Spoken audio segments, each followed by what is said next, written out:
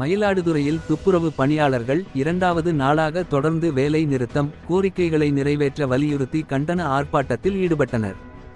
மயிலாடுதுறையில் குப்பை கிடங்கில் தரம் பிரிக்கப்பட்ட குப்பைகளை தவிர்த்து மற்ற குப்பைகளை கொட்டுவதற்கு அனுமதியில்லை. நாள் ஒன்றுக்கு 28,000 டன் குப்பைகளை அள்ள வேண்டுமென நகராட்சி உத்தரவு உள்ளிட்ட உத்தரவுகளை கண்டித்தும் உரிய காலத்தில் சம்பளம் வழங்க வேண்டும் என்பன உள்ளிட்ட கோரிக்கைகளை வலியுறுத்தியும் மயிலாடுதுறை மாவட்டம் மயிலாடுதுறை டாக்டர் வரதாச்சாரியார் பூங்காவில் மயிலாடுதுறை மாவட்ட துப்புரவு பணியாளர்கள் 200க்கும் மேற்பட்டோர் தொடர்ந்து 2ஆம் நாளாக போராட்டத்தில் ஈடுபட்டு வருகின்றனர். நகரில் தொடர்ந்து 2ஆம் நாளாக குப்பைகளை அள்ளும் பணியில் ஈடுபடாமல் போராட்டத்தில் ஈடுபட்டு வருகின்றனர்.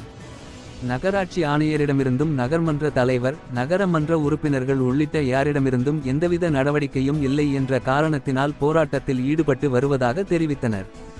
மேலும் மாலைக்குள் பேச்சுவார்த்தைக்கு வரவில்லை என்றால் அடுத்த கட்ட நடவடிக்கையாக நாளை காலை மாவட்ட ஆட்சியர் அலுவலகத்தை முற்றுகையிட்டு போராட்டத்தில் ஈடுபட போவதாக துப்புரவு பணியாளர்கள் தெரிவிக்கின்றனர். 2 நாளாக மயிலாடுதுறையில் ஆங்காங்கே குப்பைகள் அள்ளும் பணி நடைபெறாமல் இருப்பதினால் நகர் பகுதியில் குப்பைகள் மேடாக காட்சி அளிக்கின்றது. மேலும் சில பகுதிகளில் துர்நாற்றமும் வீசுகிறது.